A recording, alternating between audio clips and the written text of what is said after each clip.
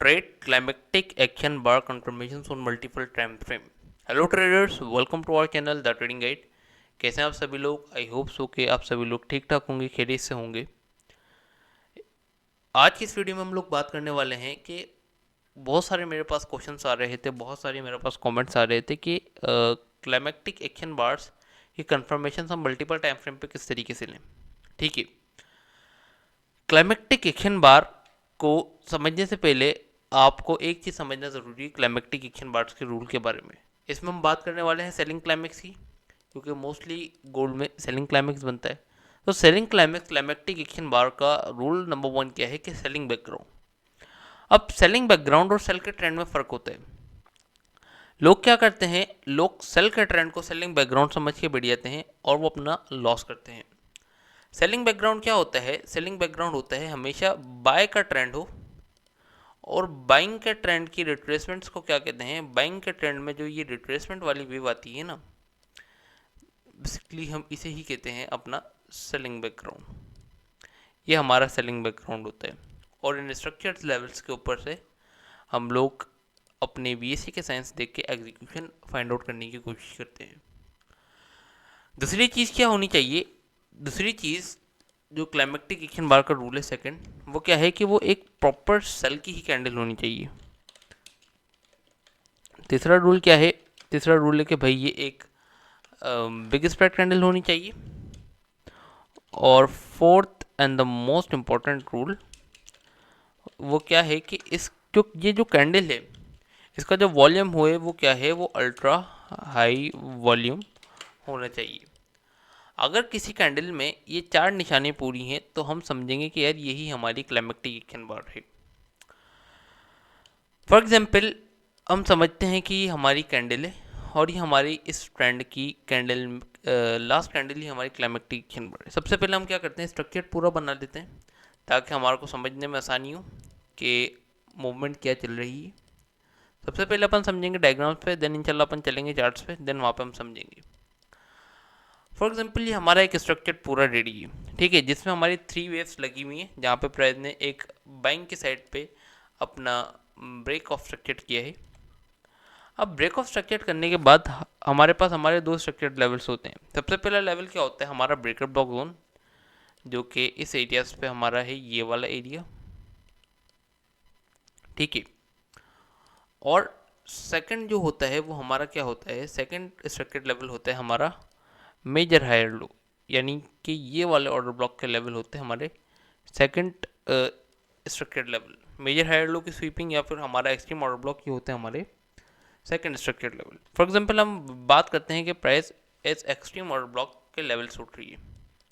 Mostly जब भी price क्या करती है, जब भी प्राइस रिट्रेसमेंट लेती है तो 50% एरियाज पे से आके उड़ जाती है, क्योंकि वहाँ पे स्मार्ट मनी के और साइंस होते हैं, जैसे कि एफ हो गए हैं, बी पी आर जोन्स हो गए हैं, हिडन ऑर्डर ब्लॉक्स हो गए। बट एक्सट्रीम ऑर्डर ब्लॉक या एक्सट्रीम हायर लो के ऊपर प्राइस जब आती है कि जब प्राइस अपना एक डीप पुल बैक फेस में होती है। अब फॉर एग्जांपल हम बात कर लेते हैं कि इसी सिनेरियो में कि फॉर एग्जांपल हमारी प्राइस क्या कर रही है, हमारी प्राइस आ रही है कि डीप पुल बैक फेस में आ रही है और हमारी प्राइस क्या कर रही है, हमारी एक्सट्रीम ऑर्डर ब्लॉक के ऊपर प्राइस आ गई। अब जब हमारी प्राइस इस तरीके से आएगी तो ये जो H1 का टाइम फ्रेम है वो तो हमारा बुलिश ही रहेगा, ठीक है, क्योंकि H1 की तो जाहिर सी बात है रिट्रेसमेंट है। अब जब आप कोई भी टाइम फ्रेम देखोगे, लाइक M5 से लेके M1 से लेके जितने भी टाइम फ्रेम्स आप देखोगे ना, वो तमाम टाइम फ्रेम्स क्या होंगे, वो तमाम time frames as a bearish हुए हुए होंगे, वो तमाम time frames as a bearish structures उन्होंने बनाए हुए होंगे। वो बेरिश वेव जाहिर सी बात है उन टाइम फ्रेम्स में चली होगी, भले वो हो M5, भले वो हो M1, भले वो हो M3। अब एक बात का आपने हमेशा खास तौर पे ध्यान रखना है कि जब भी आपका कुछ इस तरीके से प्राइस का ट्रेंड हो ना, कि आपके प्राइस स्ट्रक्चर लेवल्स पे आइए, बट जब भी प्राइस आपके इन एरियाज पे है तो आपने एक बात का ध्यान रखना है कि हमारे को क्या मिले, हमारे को मिले ट्रेंड अलाइनमेंट। अब ट्रेंड अलाइनमेंट क्या होता है कि फॉर एग्जांपल H1 का ट्रेंड और M1 का ट्रेंड या फिर किसी भी टाइम फ्रेम्स में आप जो एंट्री ढूंढ रहे हैं उसका ट्रेंड क्या हो, दोनों का शायद अलाइंड हो। यानी कि H1 का ट्रेंड अगर बुलिश है तो हमारा M1 का ट्रेंड भी बुलिश होना चाहिए, ठीक है। अब हमारे को नज़र आ रहा है कि यार ये जो है, ये जो हमारा स्ट्रक्चर है, यानी H1 हमारा हायर टाइम फ्रेम बुलिश है, बट स्मॉलर टाइम फ्रेम में अभी भी लोअर लोज बन रहे हैं, ठीक है। अब फॉर एग्जांपल हम जब तक अपनी एंट्रीज प्लान नहीं कर सकते जब तक हमारा ट्रेंड अलाइनमेंट नहीं हो। फॉर एग्जांपल हम अपनी एंट्री प्लान तो कर लेते हैं कि यार फॉर एग्जांपल यहाँ पे अगर प्राइस आती है, आने के बाद ये कैंडल बन जाती है कि जिसमें हमारी तमाम निशानियाँ पूरी हैं, ठीक है। Climactic action bar for example ये बन जाती है, बट हम यहाँ पे क्या ट्रेड प्लान करेंगे।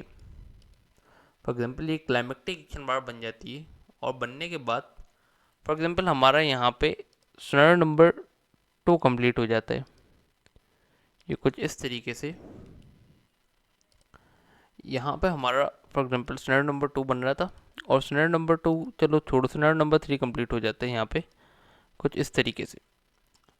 और मोस्ट ऑफ द केसेस में सब लोग बोल रहे हैं कि यहाँ से प्लान कर सकते हैं, बट प्लान कर सकते हैं, बट अभी हमारा ट्रेंड अलाइनमेंट नहीं है। मोस्टली हाई चांसेस है कि प्राइस या तो फिर इस लेवल से ड्रॉप दे जाए या तो फिर इस लेवल से ड्रॉप दे जाए।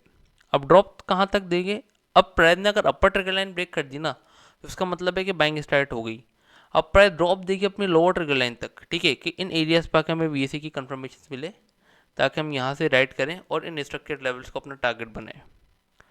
एक बार आपने हमेशा याद रखनी कि जब तक स्मॉलर टाइम फ्रेम, जिस भी टाइम फ्रेम में आप अपनी एंट्री प्लान कर रहे हैं, उस टाइम फ्रेम का अगर स्ट्रक्चर जब तक अलाइनमेंट नहीं हो जाता, तो आप उसका जो टारगेट होगे आप स्मॉलर टाइम फ्रेम के स्ट्रक्चर लेवल्स तक बनाओगे अगर क्लाइमेक्टिक एक्शन बार बन जाती है। फॉर एग्जांपल अगर आपकी क्लाइमेक्टिक एक्शन बार ही नहीं बनती है, ठीक है, तो फिर क्या करना है। अब हमारी क्लाइमेक्टिक एक्शन बार नहीं बनी, वॉल्यूम से कोई साइन नहीं दिया, अब हम वेट करेंगे किस चीज़ का, हम वेट करेंगे कि यार प्राइस का स्ट्रक्चर अलाइंड हो। प्राइस कुछ इस तरीके से जाए और जाने के बाद अपना स्ट्रक्चर अलाइनमेंट कर दे। अब जब प्राइस अपना ट्रेंड अलाइनमेंट करेगी तो उसके बाद जाहिर सी बात एक अच्छी वेव आएगी। अब जब प्राइस अपना ट्रेंड अलाइनमेंट करेगी ना, ये जो अभी कुछ इस तरीके से कैंडल होगी, ये कुछ विक बन के H1 की कैंडल कुछ इस तरीके से हो जाती है, या तो फिर जाके बुलिश इनगल्फिंग वगैरह बना देती है, या तो फिर एफर्ट रिजल्ट की तरह कुछ इस तरीके से हो जाती है। अब मोस्टली प्राइस क्या करती है, जब भी प्राइस अपने स्ट्रक्चर्ड लेवल चेंज करती है स्मॉलर टाइम फ्रेम्स में, तो प्राइस क्या करती है, रिट्रेसमेंट लेती है। कहाँ तक, जब भी H1 की कैंडल क्लोजिंग देती है, तो H1 का जो 50% होता है ना, H1 का 50% लेवल, H1 की क्लोजिंग का 50% लेवल तक प्राइस करती है। और जो H1 का 50% लेवल होते हैं ना, वो मोस्टली स्मॉलर टाइम फ्रेम्स के क्या होते हैं, ब्रेकर ब्लॉक जोन्स होते हैं, एफवीजीज के एरियाज होते हैं, या तो फिर एक्सट्रीम ऑर्डर ब्लॉक्स के एरियाज होते हैं। अब अगर प्राइस को कभी भी आए इस वेव में, और इस वेव में आने के बाद आपको कोई भी एडिशनल वॉल्यूम्स कंफर्मेशन दे, यानी क्लाइमेक्टिक एक्शन बार की दे, तो आप अब बेझिझक होकर यहाँ से एंट्रीज प्लान कर सकते हैं, और मोस्ट ऑफ द टाइम आपकी एंट्रीज सक्सेसफुल रहेंगी और आपको एक अच्छा रिवॉर्ड देखने को मिलेगा। और अब इस केस में आप अपने टेक प्रॉफिट्स ये नहीं बनाएंगे स्ट्रक्चर्ड लेवल, इन स्ट्रक्चर्ड लेवल्स पे आके आप अपनी क्लोजिंग कर देंगे 80-90%। बट जो आपका मेजर टारगेट होगा ना, वो जो आपका मेजर टारगेट होगा आपका ये वाले एरियाज। समझ में आई ये पूरा गेम किस तरीके से क्लाइमेक्टिक एक्शन बार को ट्रेड करते हैं कंफर्मेशंस। अब ये आपकी कंफर्मेशन कहीं भी बन जाए, M5 में बन जाए, M1 में बन जाए, M3 में बन जाए, M15 में, M30 में बन जाए, तमाम जगह same to same as it is इसी स्ट्रक्चर्ड पैटर्न्स, इसी वॉल्यूम्स के साथ और इसी साइकोलॉजी के साथ वर्क करेगी, ठीक है। चलते हैं अपन लोग देखते हैं कि भाई चार्ट्स की क्या सिचुएशन है। अभी प्राइस ने ड्रॉप दिया काफ़ी अच्छा। अब इस ड्रॉप के बाद प्राइस ने क्या किया है, प्राइस उठी डेली टाइम फ्रेम्स के एरिया से। अब प्राइस ने क्या किया है, डेली टाइम फ्रेम की लोस की लिक्विडिटीज ली हैं, देन उसके बाद प्राइस ने smaller time frame like M15 में अपना स्ट्रक्चर्ड अलाइनमेंट किया है यहाँ पे। अब जब प्राइस ने अपना ट्रेंड अलाइनमेंट किया है, तो हमने वेट के रिट्रेसमेंट का, रिट्रेसमेंट पे प्राइस 3 आवर के इस OB और FVG पे, तो हम लोग शिफ्ट हो गए M5 टाइम फ्रेम में। अब जब हम M5 टाइम फ्रेम में होंगे ना, तो हमारे को पता है कि यार हमारा जो हायर टाइम फ्रेम है वो बुलिश हो गया, बट हमारा स्मॉलर टाइम फ्रेम अभी बेरिश है, जहाँ पे प्राइस अपने लोस को ब्रेक कर रही है। यहाँ पे लो ब्रेक किया, रिट्रेसमेंट के बाद यहाँ पे लो ब्रेक किया। अब हम क्या करेंगे, सो बेसिकली हम करेंगे वेट किस चीज़ का, कि यार प्राइस क्या करे, प्राइस आए, आने के बाद या तो फिर हमारे को ट्रेंड अलाइनमेंट दे या फिर वॉल्यूम कंफर्मेशन दे। अब अगर देखा जाए तो इस लेग में वॉल्यूम की कोई कंफर्मेशन नहीं है। वॉल्यूम की कंफर्मेशन थी, बट नेक्स्ट जो वॉल्यूम्स है उन्होंने इस वॉल्यूम की कंफर्मेशन को दबा दिया, ठीक है, कोई वॉल्यूम कंफर्मेशन नहीं।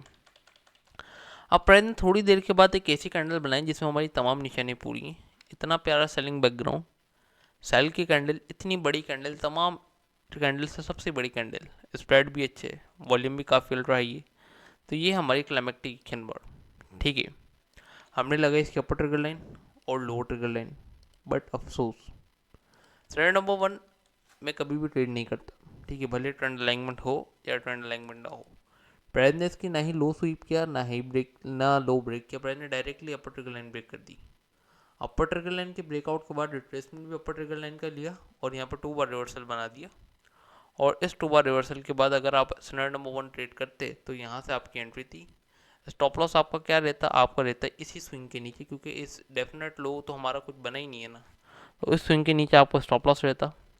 और आपको पता है कि आपका ट्रेंड अभी अलाइनमेंट नहीं हुआ है, सो आप अपने स्ट्रक्चर लेवल तक अपना टीपी बनाते, जो कि प्राइस ने हायर टाइम फ्रेम्स के जोन्स के हिसाब से इजीली अचीव कर दिया। और उसके बाद भी प्राइस काफ़ी ज़्यादा ऊपर गई है, ठीक है, उसके बाद भी प्राइस काफ़ी ज़्यादा ऊपर गई है और अभी भी कंटिन्यूसली जा रही है, ठीक है। ये था हमारा पहला सेटअप। बट सिनेरियो नंबर 1 है, हम सिनेरियो नंबर 1 एग्जीक्यूट नहीं करते तो हमने कोई एग्जीक्यूशन नहीं की होती यहाँ पे। ऑल्सो के स्मॉलर टाइम फ्रेम में सेटअप मिल जाते, बट स्मॉलर टाइम फ्रेम से यहाँ पे रिलोड नहीं हो रहा क्योंकि ये प्रीमियम वर्जन नहीं है। अब इसी तरीके से चलते हैं। ये तो हमने दिखा दी कि जब प्राइस रिकवर्ड करती है, जब प्राइस इतना ड्रॉप देने के बाद जब प्राइस रिकवर्ड होना स्टार्ट होती है, कब तब किस तरीके से सेटअप बनते हैं। अब यही सेटअप मैं आपको दिखाता हूँ कि जब प्राइस क्या होती है, ट्रेंडिंग होती है। फॉर एग्जाम्पल इस ब्रेक ऑफ स्ट्रक्चर के बाद प्राइस ने ब्रेकर ब्लॉक पाई, लिक्विडिटी स्वीप्स की। उसके बाद अगर हम चलते हैं smaller time frames like M5 वगैरह में, और जाने के बाद अगर हम निकालते हैं इन एरियाज़ को, ये लोड नहीं हो रहा, 15 का चलते हैं। अब ये देखिए, अब इस एरिया पे आने के बाद अब हम देखेंगे कि हमारे को क्लाइमेक्टिक एक्शन बार की कंफर्मेशन नहीं मिली। क्लाइमेक्टिक एक्शन बार है, बट यहाँ पे भी क्या है, यहाँ पे भी सिनेरियो नंबर 1 बन गया। और सिनेरियो नंबर 1 बनने के साथ साथ इतना अल्ट्रा है वॉल्यूम में, तो और प्राइस ने क्या, एक इधर 2 बार रिवर्सल बना दिया। तो कोई एग्जीक्यूशन नहीं क्लाइमेक्टिक एक्शन बार के हिसाब से, बट 2 बार रिवर्सल के हिसाब से एग्जीक्यूशन की जा सकती थी, बट ये कोई मोमेंटम कैंडल नहीं है, तो एनीवे इसको भी छोड़ दें। अब 30 मिनट पे चलते हैं। 15 मिनट ही चाहिए, सही है, ठीक है। प्राइस ने रिट्रेसमेंट ली, ब्रेक ऑफ स्ट्रक्चर करने के बाद हमारा 30 मिनट का यहाँ पे क्या था, 30 मिनट्स का यहाँ पे ये देख लीजिए कि FVG था, low sweep high break, FVG valid. हम गए smaller time frame like M5। अब M5 में जाने के, M5 में इस वजह से बता रहा हूँ, मोस्टली रेयर केसेस में M5 पे एंट्री की जाती है। M1 यहाँ पे रिलोड नहीं हो रहा, क्योंकि M1 यहाँ पे रिलोड नहीं हो रहा, तो डेट्स वाई मैं आपको M5 दिखा रहा हूँ, वरना M1 स्मॉलर टाइम फ्रेम्स में एंट्रीज बन जाती हैं। अब फॉर एग्जांपल प्राइस इस एरिया पे आई, और इस एरिया पे आने के बाद हमारे को क्या मिला, selling background, sell candle, biggest spread candle, ultra high volume, ठीक है। ये भी आप बोलेंगे सर ये बिगेस्ट स्प्रेड कैंडल, इसका वॉल्यूम तो इससे बड़ा है, ठीक है। प्राइस ने क्या किया, प्राइस ने डायरेक्टली इसका अपर ट्रिगर लाइन ब्रेक कर दी। पता लग गया कि यार बाइंग स्टार्ट हो गई स्मार्ट मनी की, बट हमने कोई प्लान नहीं की। प्राइस आई, आने के बाद लो स्वीप किया, लो स्वीप करने के बाद देख लीजिए 2 बार रिवर्सल्स पे प्लान की जाती है, ये कोई पूरा 2 बार रिवर्सल नहीं है, और हाई ब्रेक कर दिया। इस केस में मोस्टली हाई चांसेस होते हैं कि प्राइस काफ़ी ज़्यादा निकल जाए। तो वो जब भी प्राइस फर्स्ट ब्रेकआउट के बाद सेकंड ब्रेकआउट देती है अपर ट्रिगर लाइन को, वो कभी भी फेल नहीं होता। ऑल थ्रू के कोई न्यूज़ वगैरह नहीं आ जाए तो कभी भी फेल नहीं होता। इसके बाद आपकी एंट्री यहाँ से थी, अगर यहाँ से कोई नई एंट्री ले सकते थे तो आप बॉडी की ट्रिगर लाइन से ले लेते, बट हम बॉडी की ट्रिगर लाइन नहीं लगाते, हमने यहाँ से एंट्री ले चुकी होती, क्योंकि मोमेंटम कैंडल इतना अच्छा वॉल्यूम है। स्टॉप लॉस लगता है डेफिनेट लो के नीचे, ठीक है, और डेफिनेट लो के नीचे स्टॉप लॉस लगने के बाद हमारा जो TP होता है ना इस बार, वो होता है स्ट्रक्चर लेवल तक। अब हमें मालूम है कि हम विद द ट्रेंड बैठे, तो यहाँ पे 80-90% क्लोजिंग करके आप ट्रेंड को भी राइड कर सकते थे। इस तरीके से की जाती है क्लाइमेक्टिक एक्शन बार के ऊपर ट्रेड। आई होप सो कि वीडियो पसंद आई होगी, वीडियो बड़ी हो गई है थोड़ी, तो वीडियो को लाइक करना, शेयर करना, यार अपना भी इंटरेस्ट दिखाएं आप लोग, और चैनल को सब्सक्राइब करना बिल्कुल भी मत भूलना। मिलते हैं नेक्स्ट वीडियो में, तब तक के लिए दुआ में याद रखिए। This video is only for the educational purpose, not for the financial advice. Video में जितने भी वर्ड इस्तेमाल किए गए हैं वो तमाम एजुकेशनल पर्पज़ के लिए हैं। तो दुआ में याद रखिए। टेक केयर और अल्लाह हाफिज़।